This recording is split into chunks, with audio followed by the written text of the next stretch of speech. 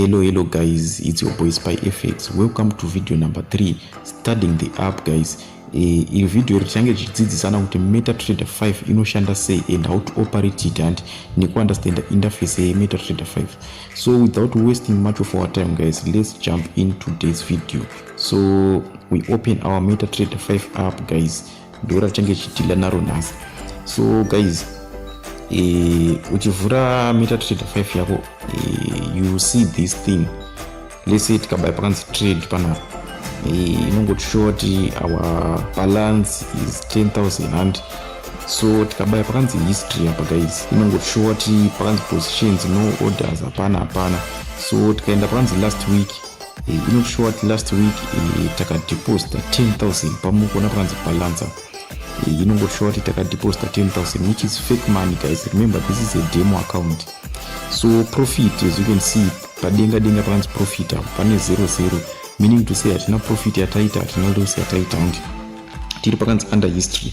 So we switch to enda pakanzi messages panapa. So pakanzi messages apanapo yakanyanya, panongokudzawo notifications zvinenge zvangotumirwa nebroker. So back then toenda pakanzi quotes up, ndo pane nyaya pekutanga ukaklika pakanzi quotes up, you're going to see these things guys. Zvirongomuvha chichiitika, and so yeah, I know kuti unongori beginner, so unenge usingakwanisi kuzviunderstand kuti zvii. So ndoanenge tinzi mapairs edu, but since your account yako ichiri new one, ukaklika unotanga kuona izvi zvakalistwa, zvinhu zvaunotanga kusangana nazvo. So isusu toda zveclear, toisa zvedu zvatiri kuda isusu and so to click at this pen 2 karapa, then we click kabini kana account, right? So ta click kabini, we select everything and ta select everything, then we click delete kabini kana. So pacha pasara paine one thing chasara chakalistwa, achikwanisi kudeletika because ndo chinenge chakaopena and that is danger. So now what you have to do is to click up plus sign up, and so you're going to see a lot of things like tuma folders tune zvinenge zvirimo. So folder rekutanga rakanzi volatility indices, ndo zvatiri kuda kunyanya kuselecta because ndo zvatinenge chidhila nazvo, and so we click on volatility indices, right? Then we see volatility indices 10, 25, 50, 75, 100, and so we're going to select everything in volatility indices. So let's start volatility 10, 25, 50, 75, 100, 10S, 25S, 50S, 75S, 100S, 150, volatility 250S, and so we have selected out of our volatility indices, right? To enter the next folder runs boom and crashes, we click that one, then we select everything. Kune waya vachange vachizofarira kutrade maspikes, maboom and crash. So the next folder runs step index rine 1 pair, because this is a swap free account. Ukaenda ku standard account inenge ine step index hope. So we select yakanzi step index yacho, then we go makanzi jump indices. So pama jump indices, yeah, I like jump 10. So no select jump 10 irega, but you can select everything. That is if you want to trade on a jump. So the rest is tombosena nazvo zvakalistwa apa, the rest tombosena nazvo. Then you click back, right? Now you see nyaya yachinja panapa, hapasina zvazvakalistwa zvekutanga zvezvo, hapane zvinhu zvese zvataselekta ndo zvakuwanikwa, right? Takuchitanga, right? So aya ndo anenge achinzi mapairs, synthetic indices, ndo atinenge tichitrada. As you can see kuti ane mazita akasiyana. Pane volatility indices 10, volatility index 25, volatility index 50, whatever, and ndo atichitrada. So iwewe unenge uchitrada, paunongoona setup ndo paunotrada, and because yakawanda and zvinenge zvichiitika zvakasiyana pamacharts. So let's click volatility index 25, right? Tariclicka kudai, so chatibudisa kuti new order, chart properties, market statistics, whatever. So is to click upon the chart panapa, right? So tiri pa chart panapa guys, tine zvatiri kuona kwakaita tuma lines kuti ndo trading dzacho idzodzo. So these are called candlesticks guys. So ndo pane trading dzacho ipapa, ndo pane trading dzacho dzese panapa. So pa chart pako you find kuti ma candlesticks ako yo nde green and red, and right? So iwe uchivhura chart rako ma candlesticks anenge akadai, so ndo zvachatanga kuona tunenge tuchigadzirwa 1 minute panogadzirwa rimwe bar, after another 1 minute panogadzirwa rimwe bar. Why? Because tikatarisa apa padenga denga pakanzi M1 apa. It means we are on 1 minute time frame, meaning to say each candle create after 1 minute time frame. So click anywhere around the screen, any space like nikangoda so panobuda this wheel chivhiri chinobuda icho. So chivhiri chine pane pakanzi M1, M5, M15, M30, H1, H4. These are called time frames, guys.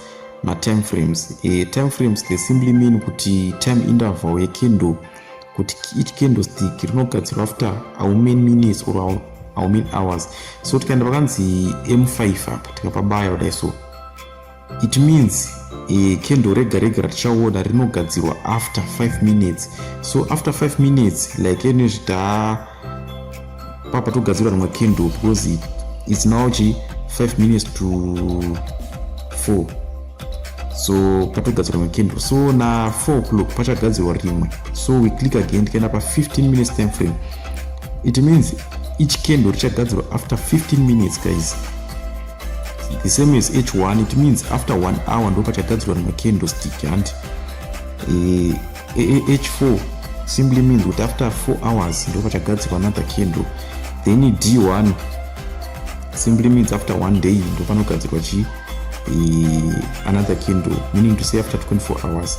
So ndo zvinoshanda ma time frames. Then panapa ndope kuti tikabaya panongotendesawo kune maoptions akawanda anenge aripo, maoptions akawanda anobuda kana trade notification what but hakuna ako yakanyanya stereka. And so this panel again panongoshowa matools ade chizoshandisa kuita inonzi technical analysis kana uchizotrade chichichichi, but so far torangodzidza mabasics. And so tikaenda pakanzi trade, as you can see, tikaenda pakanzi trade, there's nothing, hapana chiripo, pangoni mafigures, pakanzi balance, equity ne free margin. And so pakanzi history, pangoni deposit yedu. So guys, how do you place a trade? Kuti uno trade say kuti uite mari. And so it's either in trading, it's either you make a profit or a loss. And so right, takuenda let's say tambo choose another pay like V50 volatility 50 indices, and then you click on chart. So iri ndo chart racho iri ranenge rakaita volatility indices. Apa tiri pa 1 hour time frame, toenda kana kuti pa 30 minutes time frame. And so tine two options in trading, is either you are buying or selling. So kuti uite profit kana uri kubaya, and it means if you click buy like shandaita, so ukaclicka buy kekutanga or ukaclicka sell kekutanga, it is going to show you this notification message. It's inongoreva kuti account ichiri nyowani isati yamboshanda, just mark accept terms and conditions, then click OK. Inongokudza kuti trading inonofufha malosses, so do you agree to the terms and conditions, what right. So isusu kana tichita profit kana tichibaya kutrading, it means the market has to go up. Tikaclicka buy, market inofanira mudenga. What do we mean? Anoona pane line iri kufamba iri. Alright, let's scale to 1 minute time frame kuti chinyatsooneke. Right, so if we click buy, anoona pane line iri kufamba iri. If we click buy like this, patone printed line rabva rabuda rakanzi buy, it means ndo pa entry point pedu. So kuti isusu tite profit kana tichibaya, and the market has to go up. So patapindira apa, the market kaline akari kufamba kanofana kuenda above the line raprintwa. The more yakasharamba kachienda up, the more profit we make. And then if it goes against us like zvakuitika apa kuti line raenda pasi pe line ratapindira buy, it means tinchita loss. So tikaenda pakanzi trader, ndo pakutoti showa position redu 1 ratapinda rere kuti now we are in a loss of $2.28. So inenge chita chifluctuate, ikambopita profit yombodzoka mulosi yomboda inenge chifluctuate. So isusu we have to wait, we have to practice patience. And so market iri kuita zvairi kuita, but now isusu manje taona kuti taita loss lese iri mudola 90 cents and but isusu hatisodaita loss more than around $3. What do? We use what we call stop loss. So basa restop loss nderekuprotecta mari iri muaccount kuti tisadyiwe mari yedu yese. And how do we place a stop loss? Tongoclicka kaline kakakarapa, right, like this, and papabuda this thing chamuri kuona chakanzi close SL TP. So SL simply means stop loss and TP simply means take profit, and so we click icon ke stop loss ako like this. So anamuona papabuda rimwe line pamusoro, we drag that line below like this. Toisa count pa $3.50. Let's make it $3.50 like this. So it means that a loss here $3.50, the trade will close automatically. $3.50 will be subtracted from our balance and do put a loss what nikitaita. So probably this blue icon, we click that blue icon, then we click on modify like this, and then done. So as you can see, click a trade redo like this, go click up this trade kudai. So yakuti shorty SL pane number iripo ndo stop loss yedu, then TP pane ka square, meaning to say pari blank atinoisa take profit. So TP zvinorevei, ta click again pane this TP inoreva ti profit yatiri kutargeta. Let's say isusu tapinda position redu and we are targeting something like $5. Tikata profit $5, so that no, kana tangota profit $5 inobva yafara yega. So we click on TP, then we move to select that to buy take profit yemari kuti at least ikasvikokana kuti pa $10 yobva close automatically yose isachi $10 muromwe, right? Those zvinoreva TP. So we click on TP, then we click that blue arrow to modify again, then modify, and so as you can see pane ma lines are printika re SL, meaning to say this line riri kumove riri blue and red, rikaguma SL trade redu unobva rafara automatically, then rikaguma TP unobva ratotora profit resa mari muhomwe. Now see what is happening. Trade redu ruti rikapinda muprofit ropinda muloss and rikapinda muprofit ropinda muloss. Yeah, so now we are in a loss of 22 cents. Now we are in a loss of 3 cents, 11 cents. So inenge chi fluctuate. Now can I blue kudai, so it means we are now in a profit, guys. It means we are now in a profit, right? So as you can see, we are now in a profit of 34 cents. So inenge chitava chi fluctuate kangopinda profit. Why term profit? Because the line there rather move chi fluctuate rakuenda above our entry point. So this is how we make a profit when we are buying. As long as tapinda buy trade, the market has to go up ndokuti tite profit. Alright, so how do we close a position? Let's say oh not ini nangu ndapinda trade rangu but trade rangu haris kufamba zvakanaka, uda close either ni profit or ni loss, and you just swipe left like this. So ukaswipe left panobuda this blue thing pekutanga apa ndepekuti ukapabaya inoendesa kuchat, and then page 2 tinapo basa napo stake. Page 3 ndepekungo edita stop loss. Let's say you don't delete stop loss yako, you just rub it and modify, or you want to put another TP provided, let's say pamwe we are trading my signals. Then page 4 ndo pekuti unogona close a position rako with the profit of 22 cents, like say zvakataurwa close with the profit of 47 cents. So isusu tine toda close, just swipe left, then click page kako, then close with. Now you can see blank data profit of 50 cents. So tikaenda pakanzi history yakutoti show profit 50 cents, meaning to say data profit each 50 cents. So the opposite is true, guys. The opposite is true. Let's say iwewe udaita mari, now let's say we are selling. So if you are selling, the market has to go down for you to make a profit. We click on sell and click a sell word, then turn around the chart. So guys, always remember to use stop loss, guys, to protect the mari yako account. let's say tati tikaita loss kana kuti ye$3 zvinosvavharana, then tikaitawo profit ye15 yobva yatora mari, then we modify, right?